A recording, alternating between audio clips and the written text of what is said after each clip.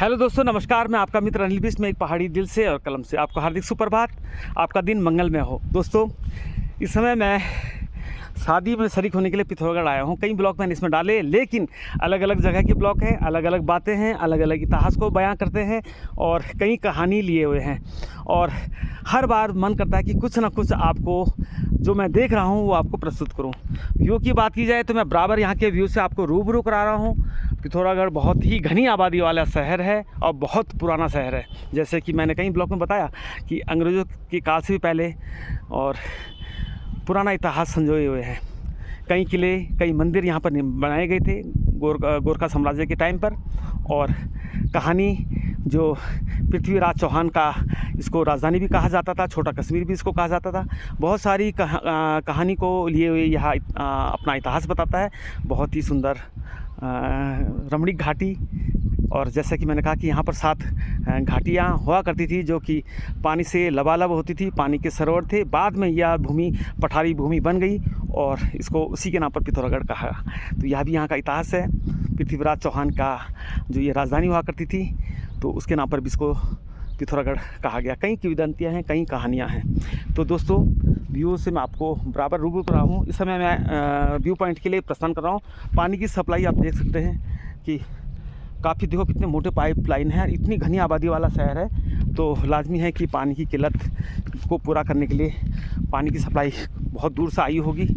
और पानी तो यहाँ पर मैंने देखा कि कोई कमी नहीं है, क्योंकि मैं इतना घनी आबादी वाला शहर है, बावजूद इसके हम आशीर्वाद में ठहरे हैं। वहाँ पर बहुत ही अच्छे ढंग से हम लोगों को हर सुविधा यहाँ पर प्रोवाइड की गई। तो मैं थैंक्स कहना चाहूँगा आप सभी पिथौरागढ़ वासियों को कि all credit goes to you कि शानदार आप लोगों की व्यवस्था यहाँ पर करवा रखी है। शानदार यहाँ का जो शासन प्रशासन है वो काम कर रहे हैं यहाँ पर, और क्यों ना करेंगे।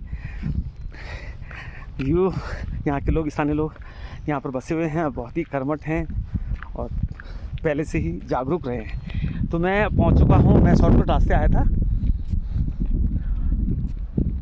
मैं बाय रोड नहीं आया था क्योंकि मेरे पास कोई कन्वेंस मैंने नहीं। फिर दूसरा, अगर मैं बाय रोड आता तो शायद मैं आप लोगों को यहाँ के व्यू के बारे में, यहाँ की इतिहास के बारे में नहीं बता पाता उतना।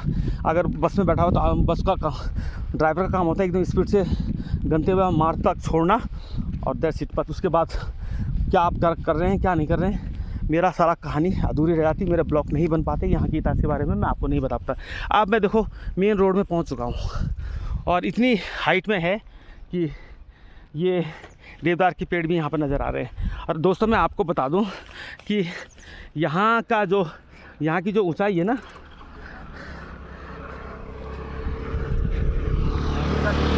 यहाँ पर बाइक भी रेंट में मिलती है, लेकिन उसके लिए मेरे को दूसरी वाले उसमें जाना पड़ता। तो जितना मैं वहाँ बाइक को अरेंज करता तो, या एक्टिवा कुछ भी लेता, तो उतना मैंने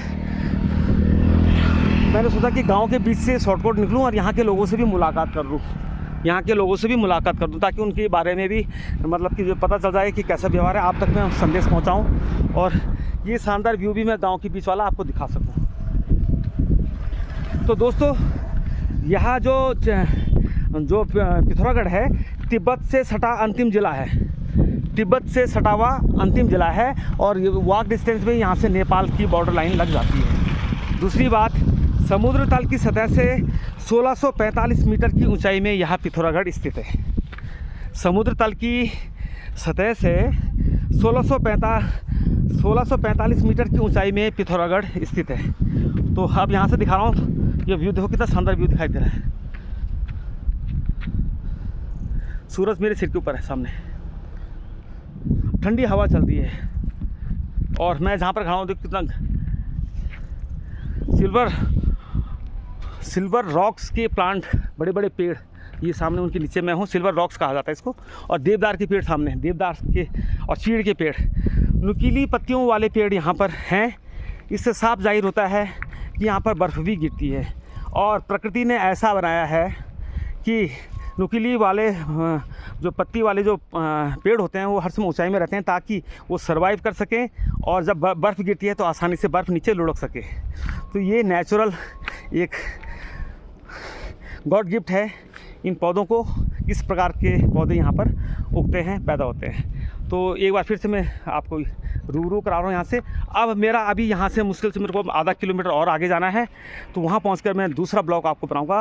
वो मंदिर भी है सामने और व्यू पॉइंट है जहाँ पर झंडा लहरा रहा है। तब तक के लिए इजाज़त दीजिए अपने भाई को, अपने मित्र को। फिर मिलता हूँ नेक्स्ट ब्लॉग में।